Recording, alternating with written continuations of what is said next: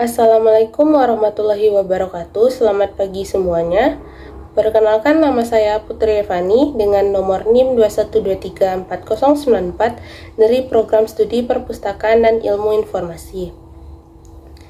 Pada saat ini, saya akan mempresentasikan laporan hasil identifikasi kearifan lokal yang saya lakukan di daerah saya berasal, yaitu Kota Bukit Tinggi.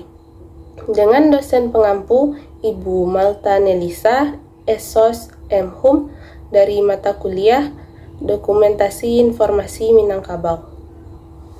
Untuk tidak memperpanjang waktu, saya akan memulai presentasi laporan saya. Pada slide pertama tersebut, saya menampilkan waktu dan juga lokasi pada saat saya melakukan observasi. Saya melakukan observasi pada hari Senin, tanggal 7 Maret tahun 2022. Yang berlokasi di Jangka, Kecamatan Mendiangin, Koto Selayan, Kota Bukit Tinggi.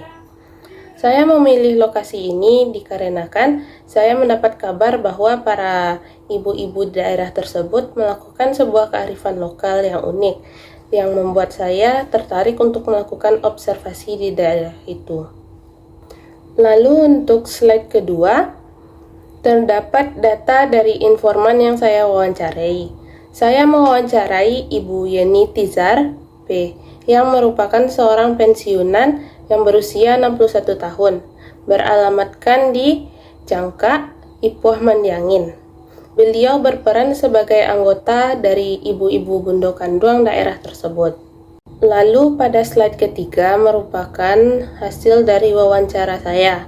Saya memberikan 5 buah pertanyaan kepada Ibu Yeni. Pertanyaan pertama, apa alasan adanya kearifan lokal yang disebut dengan Baresa Ganggam tersebut? Jawabannya yaitu, awal mulanya Baresa Ganggam itu ada pada saat COVID-19 melanda pada awal tahun 2020. Lalu mereka, para ibu-ibu yang takut akan efek-efek yang akan terjadi, jadi mereka berdiskusi mencari cara, karena kebutuhan pangan yang semakin sulit dan juga mahal, dan mereka menemukan sebuah cara, yaitu kearifan lokal Baresa Ganggam tersebut. Lalu pertanyaan kedua yaitu bagaimana tata cara pelaksanaan kearifan lokal tersebut. Ibu Yeni mengatakan tata caranya yaitu mereka para ibu-ibu menyisihkan beberapa bahan pokok mereka, tetapi mereka lebih banyak menyisihkan beras namun juga ada kebutuhan pokok lainnya. Lalu nanti akan ada seorang ketua yang menjemput beras dan kebutuhan lain tersebut ke rumah-rumah dan dikumpulkan di sebuah tempat yang sudah mereka persiapkan untuk menyimpan semua barang tersebut. Lalu pertanyaan ketiga, yaitu kapan barang-barang yang dikumpul itu akan dipergunakan. Barang-barang tersebut akan dipergunakan apabila terjadi keadaan darurat yang dapat membuat mereka tidak akan kesusahan karena kelangkaan barang-barang yang mereka butuhkan. Pada saat pembagian itu, nantinya para ibu-ibu perwakilan anggota keluarga berkumpul di tempat penyimpanan dan bahan-bahan itu dibagikan secara rata kepada warga-warga hingga tidak ada satu orang pun yang tidak terbagi. Pertanyaan keempat, apa tanggapan dari warga-warga tersebut akan kearifan lokal ini? Banyaknya respon positif dari warga-warga yang mendukung kearifan lokal itu. Awalnya, para ibu-ibu Bundo Kanduang cemas jika ada warga yang tidak setuju akan hal tersebut.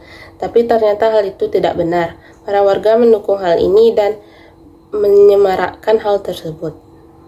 Lalu pertanyaan terakhir, apakah kearifan lokal tersebut masih terlaksana sampai saat ini? Dan jawabannya adalah iya. Sebab Baresa Ganggam tersebut memberikan mereka efek yang positif dan membuat mereka tidak kesusahan akan bahan-bahan pokok mereka pada saat ada masalah besar terjadi. Pada slide ke-9 saya menampilkan uraian dari Baresa Ganggam. Baresa Ganggam tersebut gambaran dari kebersamaan dan wujud kerjasama sebagai budaya di Indonesia. Dimulai dari para perempuan di dalam kartu keluarga harus mencadangkan semua kebutuhan pokok mereka di setiap situasi darurat. Dengan cara ketua mengambil ke setiap rumah semua cadangan makanan yaitu beras. Sampai saat nanti ada di situasi darurat, semua barang yang dicadangkan akan dibagikan kepada warga. Baiklah, itulah hasil penjabaran dari laporan saya pada saat ini. Dan jika ada kesalahan dalam penyampaian maupun penulisan, saya mohon maaf. Saya Putri Evani dan terima kasih.